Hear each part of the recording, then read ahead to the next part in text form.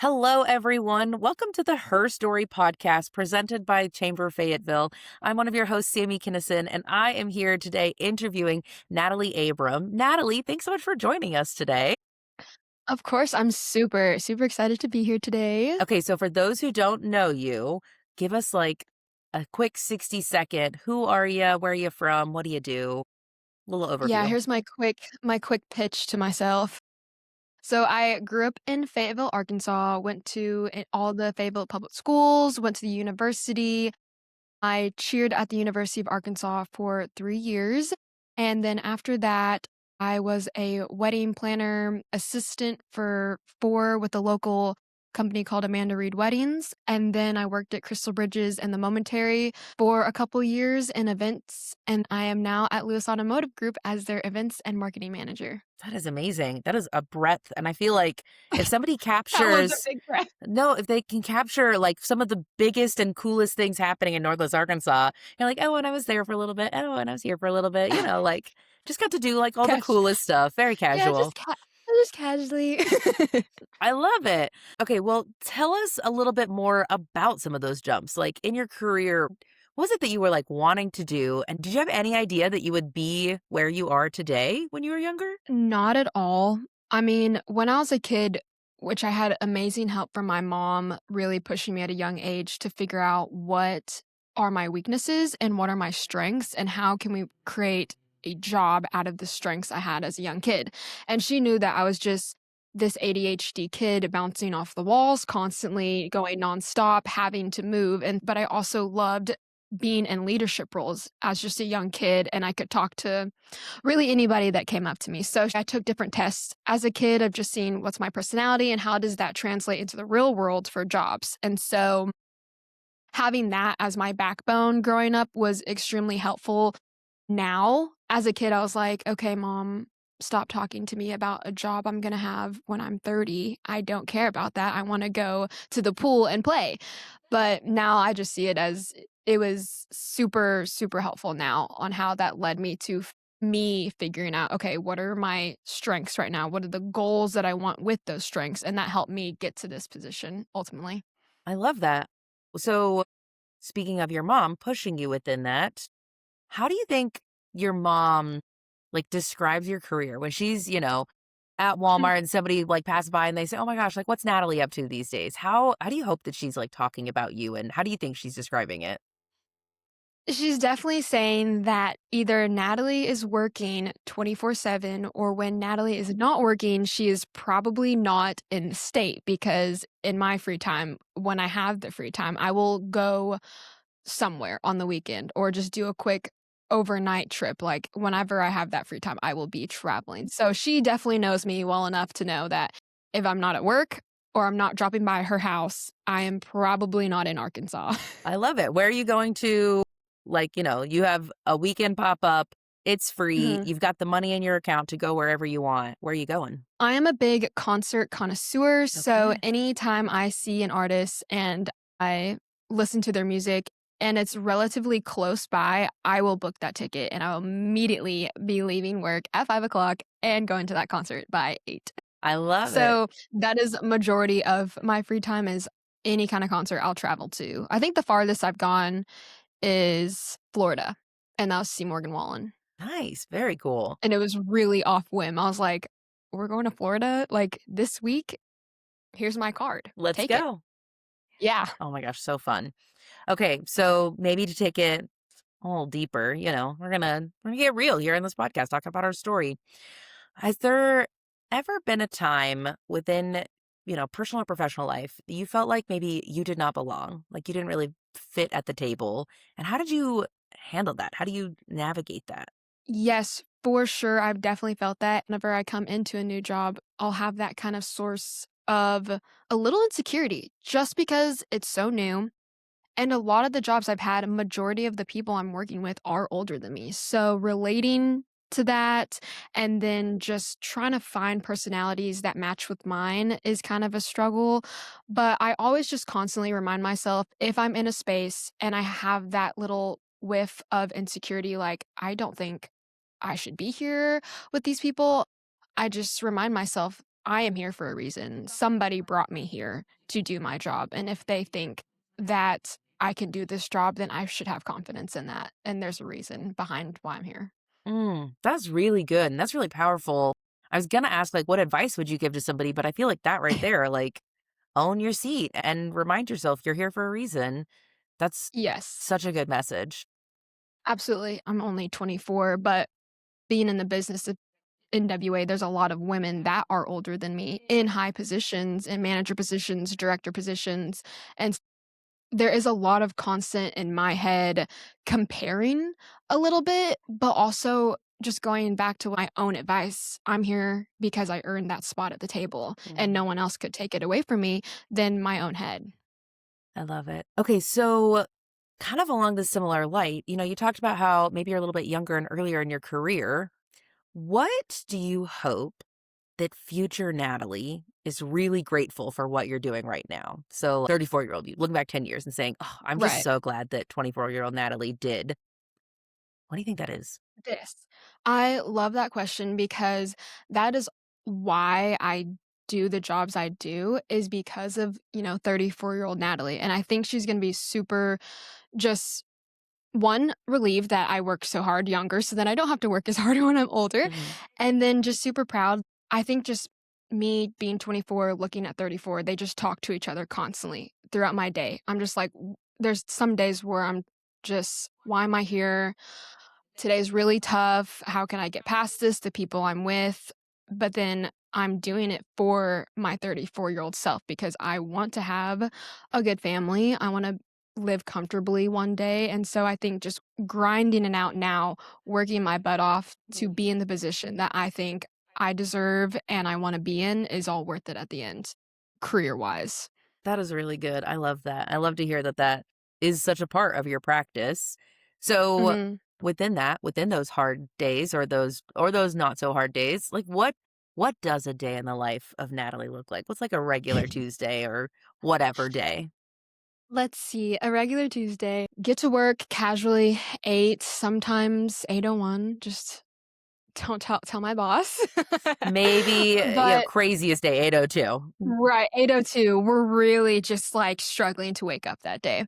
And then it's majority of the work is talking with our community partners, just seeing if there's any events that we can be a part of, talking with our sponsors that we have for the upcoming year, just seeing how can we help them financially, how can we help them with vehicles, transportation, just a lot of that, keeping those partnerships held tight and then just making sure the dealership looks good. So making sure that these papers are put where they're supposed to be or our really nice A-frame signs are in the front, making sure customers can see that as they're walking in, just continually putting that brand presence every single day. So then if a new customer comes, they have the same experience that someone did the day before. Nice. I love that. That sounds interesting and probably different. Probably actually have a lot of days that aren't really the same kind of day. Yes, for sure. I also have ADHD, and I really like that, where there's, like, structure, Yeah. but a lot of variety. Definitely a Yes. big win. It's that good balance, honestly, having ADHD and then having a little bit of organization in your life, they just talk so well, Mhm. and no one understands it but you, and you're like, "No, don't worry, this will work out, like, just wait for it to happen." Exactly. It's beautiful in my head, just wait till it gets out there in the world. Yep, that's right.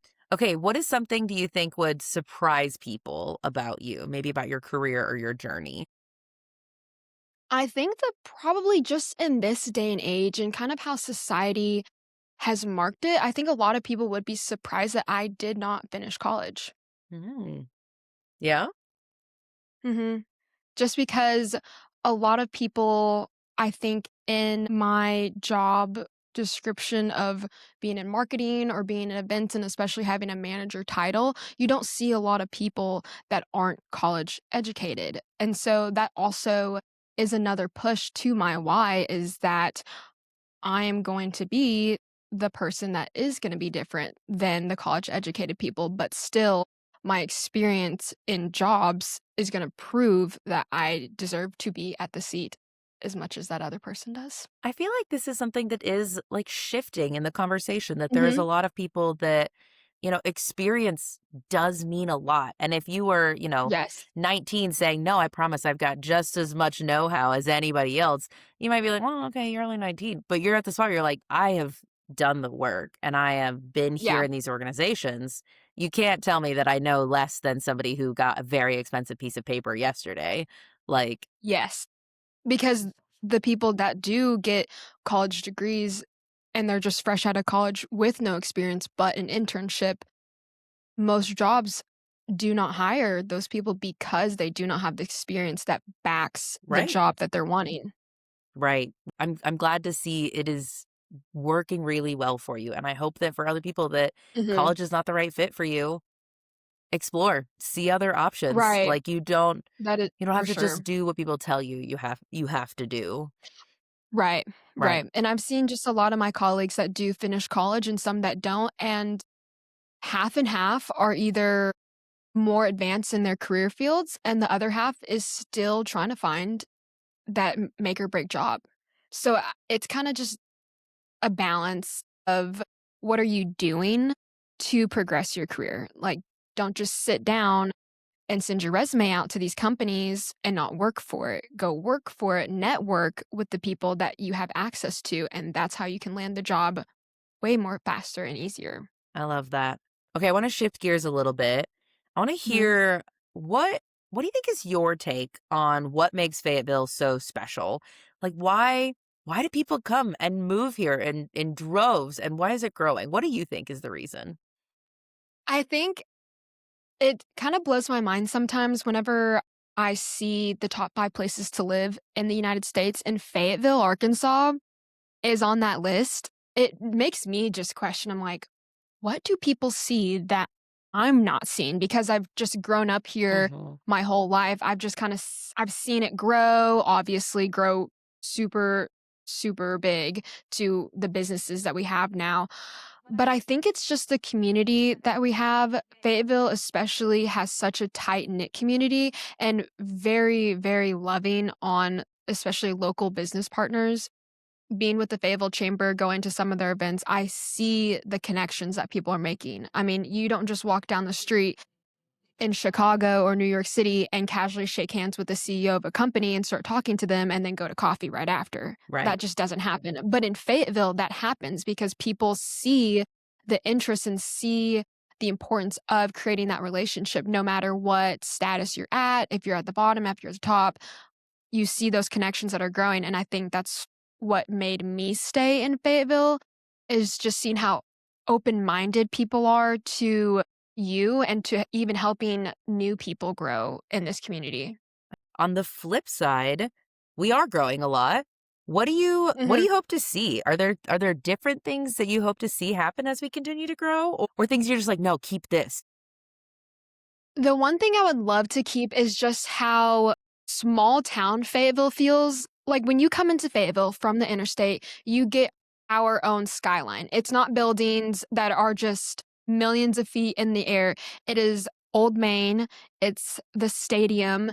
You can see the college, you can see the Ozarks. That is our definition of a city skyline. And I think that we should keep that Mhm. because it also makes us special because we're not this metropolis, but we're on that level of metropolis just because of the businesses, of the people, and kind of the lifestyle that we Fayetteville has. I love that. I That's one of my favorite moments is when you're driving on Me 49 too. and you come up over that hill just past Greenland and you can see the cross on Mount Sequoia on just the right Yes. days and Old Main that just calling you home.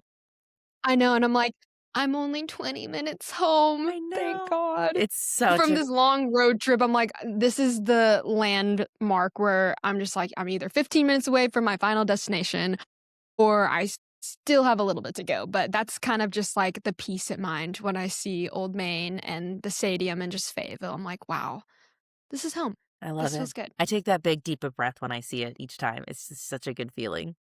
Yeah. Okay, I got one big question for you and then we'll have some rapid fire to wrap up. What do you think about the glass ceiling in like your career or your industry? Do you think it's still there? Do you think it's something that thing of the past. How do you feel about that? Could you go into a little bit more depth on that? Number one, love that you, golly gee, I don't think you realize just how amazing that is that you need more detail on that. And I'm just gonna break it down. So growing Yeah. up for myself, I'm a little older than you, but not that much older than you.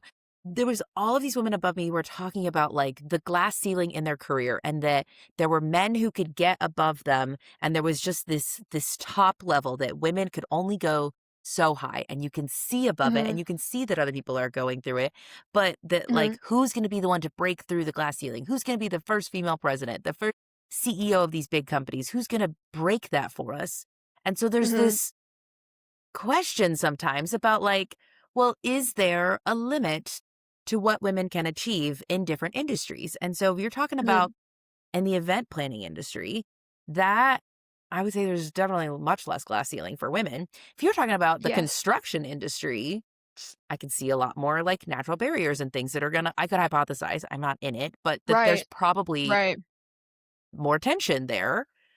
Right. What about for you? I mean, it sounds like you don't necessarily, you may not even notice that there's like a limit that you could get to, which is incredible and amazing. Like that right there is Yay. enough of a comment to be like, wow, I love that. Thoughts? What's your take on this? Honestly, I always just see my life and personal and my career as open. I mean, I am the only person that is standing in the way of me and what's coming next. I'm the only person. I don't use the excuse as there's somebody blocking my way. I don't use the excuse as like a Sims character, Mhm. when they walk into a couch. Oh, they're stuck. I'm like, no, just go around. The door's right there. So I don't see limitations to my career in any way because I know if there's a will, there's a way, and I'm going to make that way, whether it's the correct way or I just use my own little, go around the silver lining. But there's nothing and no one that will stop me from doing what I love. And for the business I'm with or for the people I'm with, it is all on me. And I take full responsibility for me not reaching those goals. And I'll just create new goals at the end of the day. But when I reach them, I can say that it was me and me only. Natalie, I don't know, just like how healing that is for me to hear. And I'm so excited for people listening to get to hear that. And I don't know, it's really good to hear. Thank you for sharing just that take that Of course. you can do whatever you want. I love it. Yes.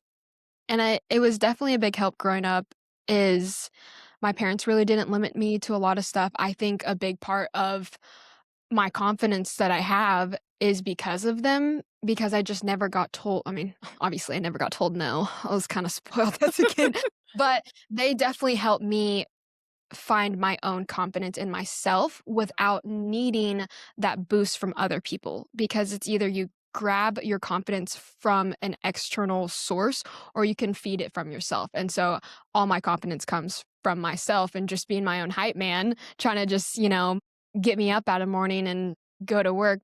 I love it. I love it so much. Okay, we're gonna wrap up with a few rapid fire questions. Let's I do it. am sometimes bad at these because I just want to like dig in more and hear more. So we're You gonna just want try to talk. real You just hard. want to I just gab. want to be like, no, tell me more about that. Like, where would you go? Yeah, Anyway. me too.